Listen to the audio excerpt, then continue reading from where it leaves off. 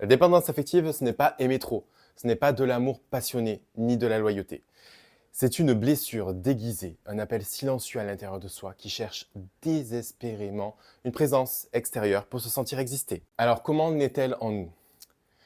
Souvent, elle prend racine très tôt, dans une enfance marquée par un manque d'attention, d'écoute émotionnelle et de sécurité affective.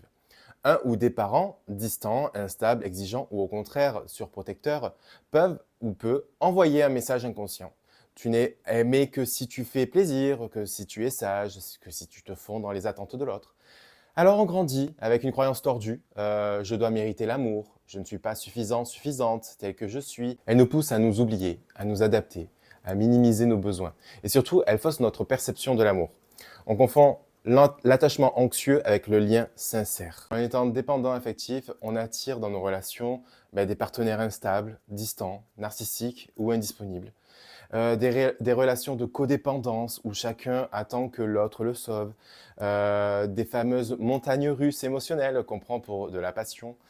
Des schémas de répétition où l'on rejoue toujours la même blessure. Et les conséquences à long terme, une perte d'identité, une fatigue émotionnelle chronique, une dévalorisation constante, l'autosabotage dans les relations saines, une difficulté à construire des liens durables et équilibrés. Mais la dépendance affective n'est pas une fatalité, c'est une alerte intérieure, une invitation à reconsidérer notre rapport à nous-mêmes. Et comment peut-on s'en libérer? Déjà, 1. Travailler l'estime de soi, identifier ses qualités, ses besoins, ses limites, apprendre à s'aimer sans se juger. 2. Revenir à l'origine, comprendre les blessures d'attachement et l'enfant intérieur qui réclame encore de l'amour. 3. Sortir du triangle victime, sauveur, bourreau. Cesser de chercher de sauver ou d'attendre d'être sauvé. Numéro 4. Créer une base de sécurité intérieure avec des rituels d'ancrage, des affirmations, des méditations, des thérapies ou même de l'écriture. 5. Redéfinir l'amour.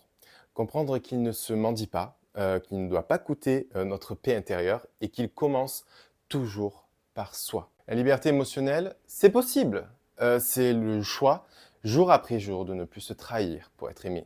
C'est apprendre à se choisir, à se nourrir soi-même et à accueillir l'amour, non plus comme un besoin vital, mais plutôt comme un cadeau.